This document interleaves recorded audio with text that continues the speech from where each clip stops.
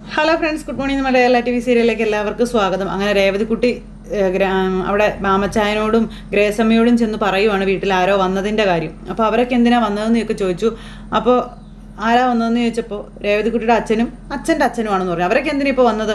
അപ്പോൾ മര്യാദയ്ക്ക് വർത്താനം പറയടി എന്ന് പറഞ്ഞുകൊണ്ട് നമ്മുടെ മാമച്ചായൻ ഇങ്ങനെ പറയുക. അപ്പോൾ രേവതിക്കുട്ടിയുടെ ഒരു സ്റ്റൈല് സംസാരിച്ചപ്പോഴത്തേക്കും ആ സമയത്ത് മിസ് രേവതിക്കുട്ടിയുമായി അവരൊരു കൂടിക്കാഴ്ച ആഗ്രഹിക്കുന്നു.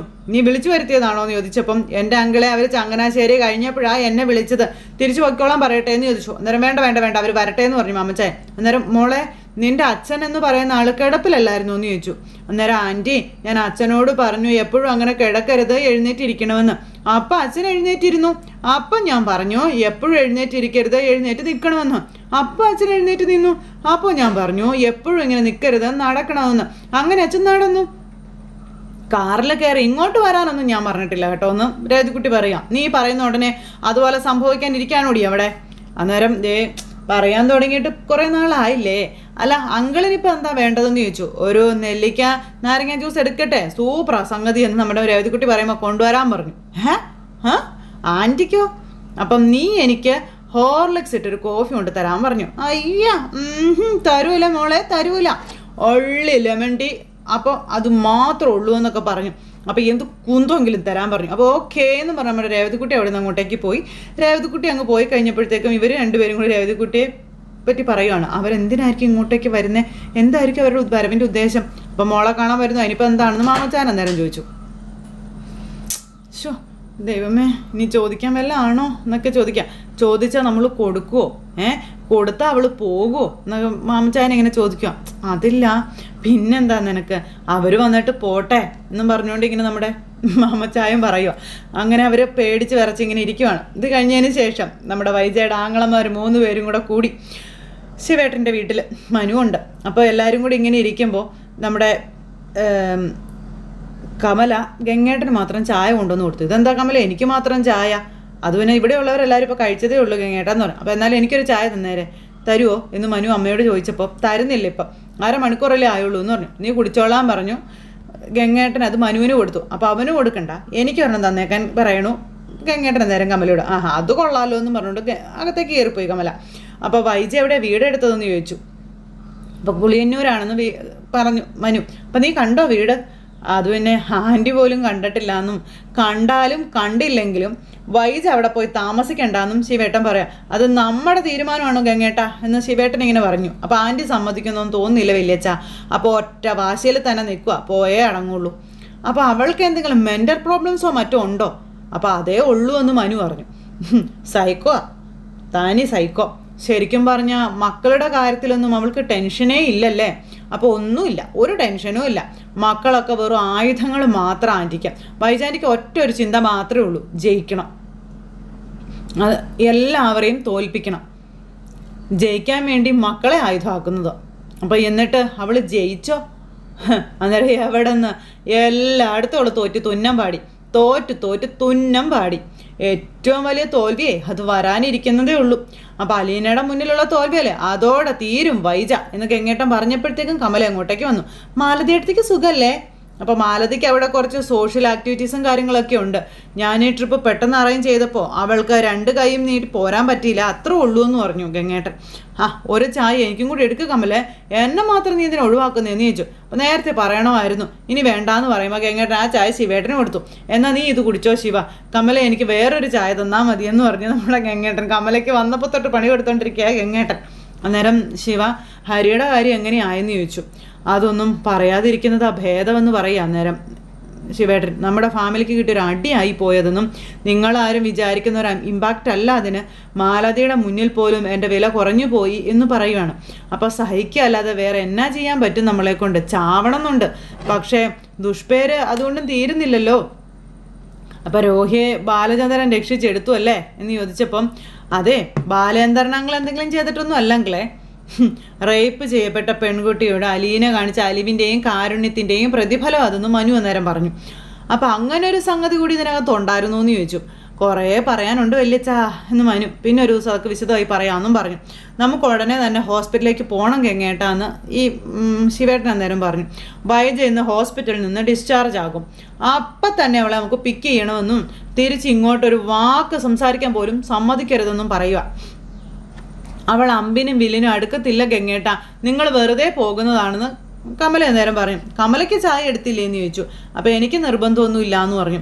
എന്നാലും ഞങ്ങൾ എല്ലാവരും ചായ കുടിക്കുമ്പോൾ കമല മാത്രം ഇത് കമല എടുത്തു, എനിക്ക് വേറെ ഒരെണ്ണം തന്നാൽ മതിയെന്ന് ഗംഗേട്ടൻ പറയുമ്പോൾ കമലയ്ക്ക് രക്തം തിളച്ചു വരുന്നുണ്ട്. അന്നേരം അമ്മേ അതെ ചെല്ല് എന്ന് മനു പറഞ്ഞു. ഞങ്ങൾ ഒന്നിച്ചിരുന്നൊരു വിഷയം ചർച്ച ചെയ്യുമല്ലേ എന്നൊക്കെ പറയുമ്പോൾ ഓഹോ എന്ന് പറഞ്ഞുകൊണ്ട് കമല ഇവിടെ നിന്ന് അങ്ങോട്ടേക്ക് പോയി. കമലയ്ക്ക് ഒന്നും മിണ്ടാൻ പറ്റുന്നില്ല. അപ്പോൾ കമലയെ മാക്സിമം ഒഴിവാക്കി വിടുന്നതാണ് ഗംഗേട്ടൻ. കമല ഇരിക്കുമ്പോൾ ഇങ്ങനത്തെ കാര്യങ്ങളൊന്നും സംസാരിക്കാനായിട്ട് പറ്റത്തില്ലല്ലോ. എന്തായാലും അത് കഴിഞ്ഞു, സംഭവമൊക്കെ ഇവർ സംസാരിച്ചു. കുറച്ച് കഴിഞ്ഞപ്പോഴത്തേക്കും നമ്മുടെ വീട്ടിലേക്ക്, അതായത് രേവതിക്കുട്ടിയുടെ വീട്ടിലേക്ക് അച്ഛനും വല്യച്ഛനും കൂടെ വരുവാണ്. ഇതാണ് അവളുടെ വീടെന്ന് അച്ഛന് കാണിച്ചും കൊടുക്കുക. ആ വീടൊക്കെ കണ്ടപ്പം അച്ഛൻ ഭയങ്കര അവൾക്ക് നമ്മളുടെ കൂടെ പോരാൻ തോന്നുന്നു ഈ വീടൊക്കെ കളഞ്ഞിട്ടെന്ന് ചോദിക്കുമ്പം, പക്ഷേ ഈ വീട്ടുകാർ അവളുടെ ആരും അല്ലല്ലോ എന്ന് അച്ഛൻ പറയുക.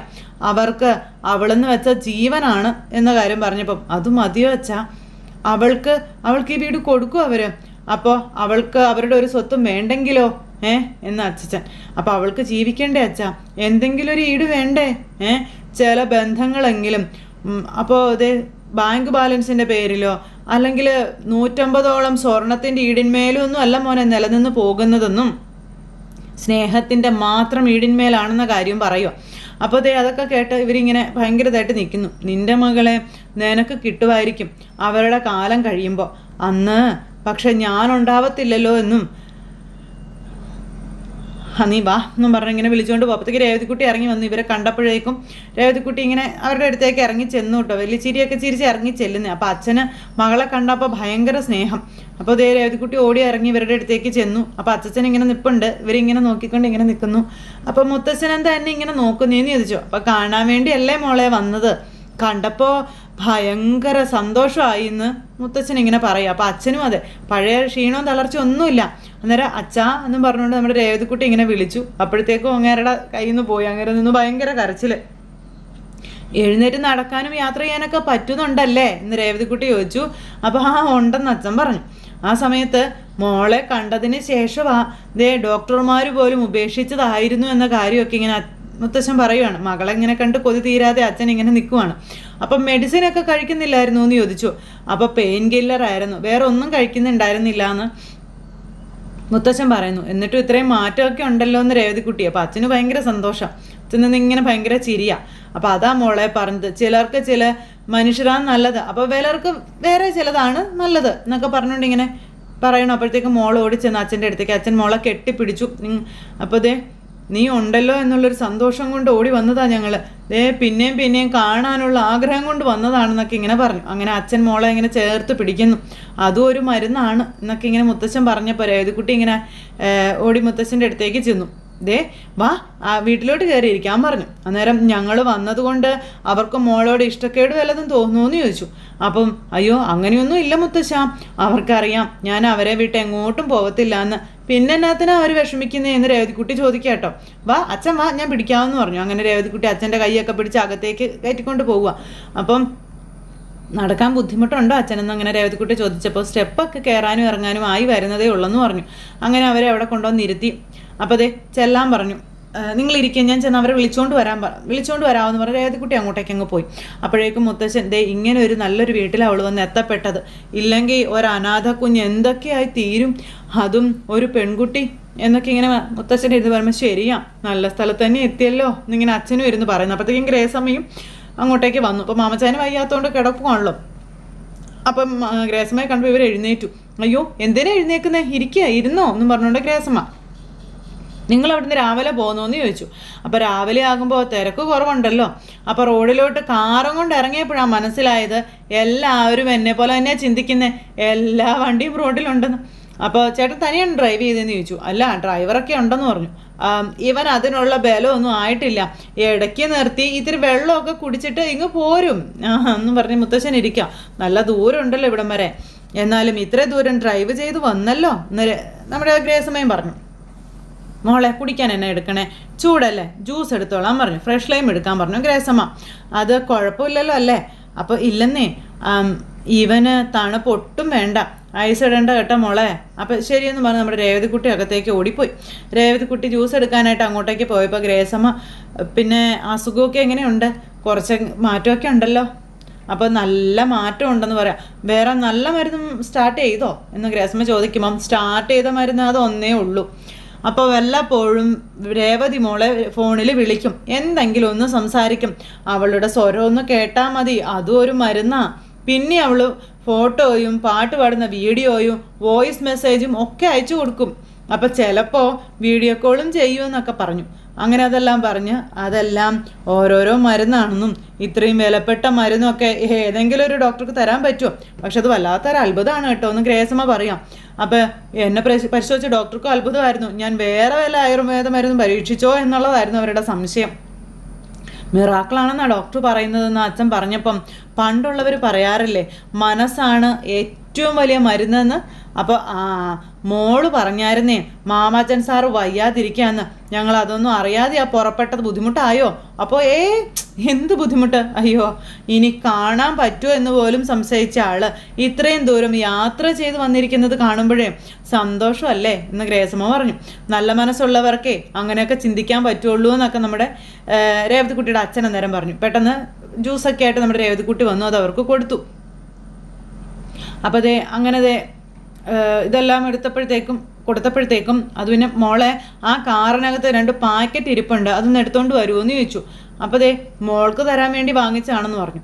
അയ്യോ, ഒന്നും മേടിക്കണ്ടായിരുന്നല്ലോ, ഇവൾക്ക് ആവശ്യമുള്ളതൊക്കെ ഞങ്ങൾ കൊടുക്കുന്നുണ്ടല്ലോ ഒന്നും ഗ്രേസമ്മ പറഞ്ഞപ്പം. എന്നാലും അച്ഛൻ മോളെ കാണാൻ ആദ്യമായിട്ട് വരുമല്ലേ, അപ്പോൾ ഇവിടെ വെറും കൈയോടെ വരാൻ തോന്നിയില്ല എന്ന് പറഞ്ഞു. ഒന്നുമില്ലെന്നേ, കുറച്ച് ഫ്രൂട്ട്സും ചോക്ലേറ്റ്സും ഒക്കെ ഉള്ളൂ, ഒരു സന്തോഷത്തിന് വേണ്ടിയിട്ടാണ്. ചെല്ലുമോളെ എന്നും പറഞ്ഞിങ്ങനെ അവിടെ നിന്ന് നമ്മുടെ രേവതിക്കുട്ടിയെ പറഞ്ഞു വിട്ടു അവർ. അപ്പോൾ രേവതിക്കുട്ടി അങ്ങ് പോയി കഴിഞ്ഞപ്പോൾ രേവതിക്കുട്ടിയുടെ അച്ഛൻ ഇങ്ങനെ ഗ്രേസമ്മയെ നോക്കി, നിങ്ങൾ അവളെ എങ്ങനെയാണ് നോക്കണേന്ന് ഞങ്ങൾക്ക് നന്നായിട്ട് അറിയാം, അവൾ നിങ്ങളെ വിട്ട് എങ്ങോട്ടും പോവത്തില്ല എന്നും അറിയാമെന്ന് അച്ഛൻ പറഞ്ഞു. ഗ്രേസമ്മയുടെ ഉള്ളിൽ കിടന്ന് പിടയ്ക്കാൻ തുടങ്ങി. ഉള്ളിലൊരു സങ്കടം ഉണ്ടെങ്കിലും അതിനേക്കാളും വലിയൊരു സന്തോഷമുണ്ട്. അവൾക്കിപ്പോൾ എല്ലാവരും ഉണ്ടല്ലോ എന്ന്. അപ്പോഴത്തേക്കും നമ്മുടെ രേവതിക്കുട്ടി അങ്ങോട്ടേക്ക് വന്നു.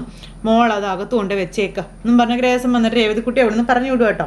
രേവതിക്കുട്ടി അകത്തേക്ക് പോയപ്പോൾ, എന്നാൽ ഞങ്ങൾ കൂടുതൽ നേരം ഇരുന്ന് ബുദ്ധിമുട്ടിക്കുന്നില്ല, മാമച്ചൻ സാറിനെ കൂടി ഒന്ന് കണ്ടിട്ട് പോയിക്കോളാമെന്ന് പറഞ്ഞു. അയ്യോ, അങ്ങനെ പോകാൻ പറ്റത്തില്ല, നിങ്ങൾ അന്യരൊന്നും അല്ലല്ലോ, ഞങ്ങളുടെ രേവതിക്കുട്ടിയുടെ അച്ഛനും മുത്തശ്ശനും അല്ലേ എന്ന് ചോദിച്ചു. അവൾക്ക് ഞങ്ങൾ കൊടുക്കുന്ന വില അത് നിങ്ങൾക്ക് ഞങ്ങൾ തരണ്ടേ? ഇവിടുന്ന് ചോറും ഒക്കെ ഉണ്ട്, വിശ്രമിച്ചിട്ടൊക്കെ പോയാൽ മതി എന്ന് പറഞ്ഞു. അത് പിന്നെ ഞങ്ങൾക്ക് അതിലൊക്കെ സന്തോഷമേ ഉള്ളൂ എന്ന് ഗ്രേസമ്മ പറഞ്ഞു. അങ്ങനെ അവരോട് ഭയങ്കര കാര്യമായിട്ട് തന്നെ ഇവർ സംസാരിക്കുന്നു. ഇതെല്ലാം കഴിഞ്ഞതിന് ശേഷം നമ്മുടെ വൈദ്യ പതൊക്കെ പിച്ച വെച്ചിങ്ങനെ അതിലേക്ക് നടക്കും. അപ്പോൾ ഡോക്ടറും കൂടെയുണ്ട്. എങ്ങനെയുണ്ട്? അപ്പം ചെറിയ പെയിനുണ്ട്, എങ്കിലും കുഴപ്പമൊന്നുമില്ല എന്ന് പറഞ്ഞു. അങ്ങനെ കടുത്ത വേദനയൊന്നും ഇല്ല എന്ന് പറഞ്ഞു. അപ്പോൾ ഗ്രാജുവലി സ്ട്രെങ്ത് ഗെയിനിങ് നടക്കുകയുള്ളൂ കേട്ടോ. മേഡം ബെഡ് റെസ്റ്റ് കൂടുതലായതുകൊണ്ട് സമയം എടുക്കും കേട്ടോ എന്ന് പറഞ്ഞു. അന്നേരം കൈക്ക് എങ്ങനെ ഉണ്ടെന്നൊക്കെ ചോദിച്ചു. അപ്പോൾ വേദനയും കാര്യങ്ങളൊന്നുമില്ല, പക്ഷെ ബലക്കുറവുണ്ടെന്ന് പറഞ്ഞു. അപ്പോൾ അതൊന്നും സാരമുള്ള കാര്യമല്ല, തെറാപ്പി എക്സസൈസും കൂടെ ആകുമ്പോൾ അതൊക്കെ ഓക്കെ ആയിക്കോളൂ എന്ന് പറഞ്ഞു. ഞാനിന്ന് ഡിസ്ചാർജ് ആകും, അപ്പോൾ ഫിസിയോതെറാപ്പിയുടെ പ്ലാനൊക്കെ എങ്ങനെയാണെന്ന് ചോദിച്ചപ്പം അതൊന്നും ഒരു പ്രശ്നമല്ല, ഒന്നെങ്കിൽ അവിടെ വരാം, അപ്പോയിൻമെൻറ്റ് എടുത്താൽ മതി, അല്ലെങ്കിൽ ഡിപ്പാർട്ട്മെൻറ്റ് വഴി റിക്വസ്റ്റ് ചെയ്ത് നോക്കാൻ പറഞ്ഞു. അവിടെ വീട്ടിൽ വന്ന് ചെയ്യാൻ പറ്റുമോ എന്നുള്ളതേ. അപ്പോൾ ഇനി അതും കംഫർട്ടബിൾ അല്ലെങ്കിൽ സൗകര്യം അനുസരിച്ച് വീട്ടിൽ വന്ന് ചെയ്തു തരുന്ന തെറാപ്പിസ്റ്റുകളും ഉണ്ടെന്ന് പറഞ്ഞു.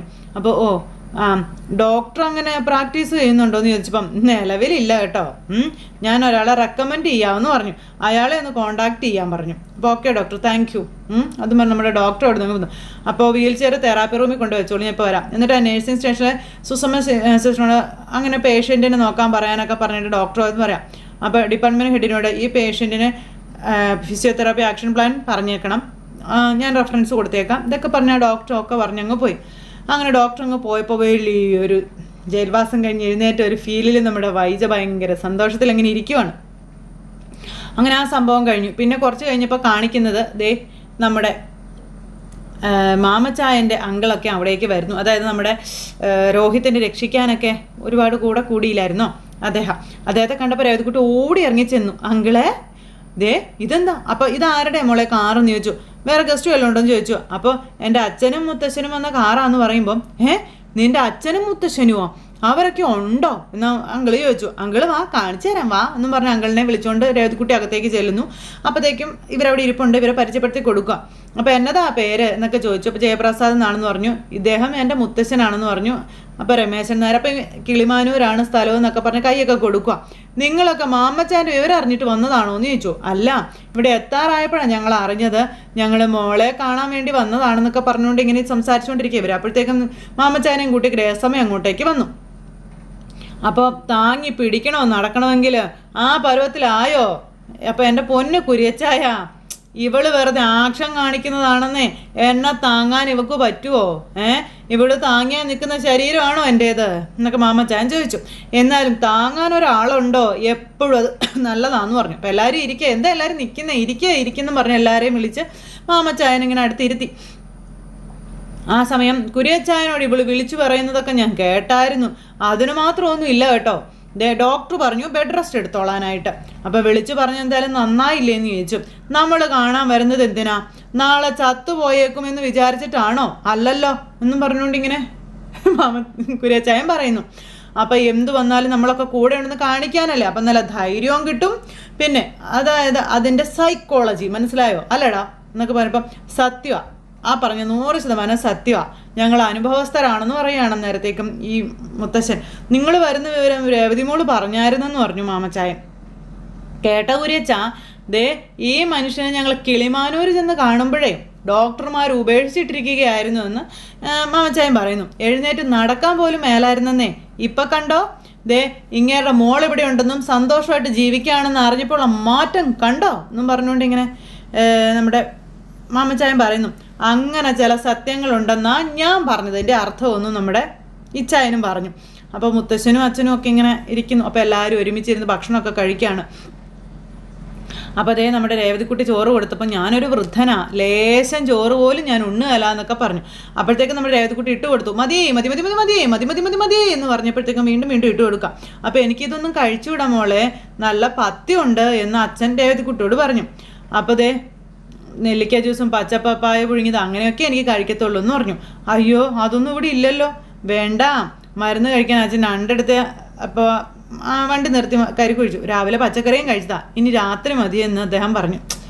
അപ്പോൾ കരിക്കൊടുത്ത തെങ്ങുമേലുണ്ടല്ലോ, നിലത്തുനിന്ന് നടത്താവുന്നതേ ഉള്ളല്ലോ എന്നും പറഞ്ഞുകൊണ്ട് ഇങ്ങനെ പറഞ്ഞപ്പോൾ അയ്യോ ഇപ്പോൾ ഒന്നും വേണ്ടെന്നേ, ഒരു ഗ്ലാസ് വെള്ളം മതിയെന്ന് പറഞ്ഞുകൊണ്ട് അദ്ദേഹം വെള്ളം എടുക്കുക കുടിക്കാൻ. അപ്പോൾ ദേ ഈ വീട്ടിൽ നിന്ന് നേരജീവനെ ഭക്ഷണം കഴിക്കുന്ന 2 പേരേ ഉള്ളൂ, ഞാനും കുര്യച്ചനും.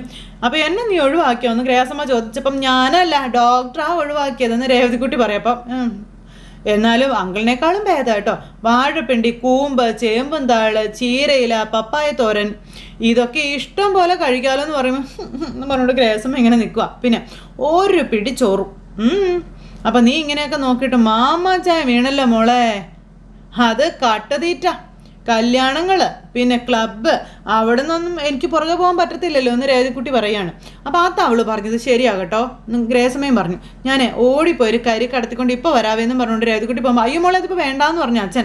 സാരമില്ലെന്ന് ഞാനിപ്പോൾ വരാം, ഇതിൻ്റെ പുറകിൽ അങ്കിളിൻ്റെ തെങ്ങും പറമ്പാണെന്ന് പറഞ്ഞുകൊണ്ട് ഓടി അങ്ങ് പോയി രേവതിക്കുട്ടി. അപ്പോഴേക്കും നമ്മുടെ മുത്തശ്ശൻ പറയുവാണ്, ഞങ്ങളുടെ രേവതിക്കുട്ടിയെ ഞങ്ങളുടെ കയ്യിലേക്ക് ഇങ്ങ് തന്നാൽ ഞങ്ങൾ ഇരു കൈ നീട്ടി സ്വീകരിക്കും, പക്ഷേ ചോദിക്കാൻ അർഹതയില്ല, അവകാശവും ഇല്ല എന്ന് മുത്തശ്ശൻ പറഞ്ഞു. ഇവർ വിട്ടു തന്നാലും അവൾ ഇവരെ വിട്ടു പോവത്തില്ല എന്ന് കുര്യച്ചാൻ അന്നേരം പറഞ്ഞു കേട്ടോ. ആദ്യം തന്നെ എനിക്ക് മനസ്സിലായതാ, പിന്നെയാണ് എനിക്ക് മനസ്സിലായത് അവൾക്ക് ആദ്യമായി കിട്ടിയ അപ്പനും അമ്മയും ഇവരാണ് എന്ന്. അപ്പോഴേക്കും ഇവരുടെ കണ്ണൊക്കെ അങ്ങ് നിറഞ്ഞു കേട്ടോ. അപ്പോൾ ഈ അച്ഛനും മുത്തച്ഛനും ഇത് കേട്ട് ഇങ്ങനെ ഇരിക്കുക. ഇനി ഏത് അപ്പനമ്മ വന്നാലും 2ാം സ്ഥാനമേ ഉള്ളൂ. നമ്മുടെ കുര്യച്ചാനിങ്ങനെ പറഞ്ഞു. മുത്തച്ഛനൊക്കെ ഇങ്ങനെ അത് കേട്ടോണ്ടിരിക്കുന്നു. അപ്പോൾ മാമച്ചാനും ഗ്രേസമ്മയ്ക്ക് അത് ഭയങ്കര ഒരു പ്രൗഡ് മൂമെൻ്റ് ആയിട്ട് ഇങ്ങനെ അവരത് കേട്ടോണ്ട് ഇങ്ങനെ ഇരിക്കുന്നിടത്ത് ഇന്നത്തെ കഥ അവസാനിച്ചു. അപ്പോൾ എല്ലാവരും കാത്തിരുന്ന് കാണണം കേട്ടോ. എല്ലാവർക്കും ടാറ്റാ.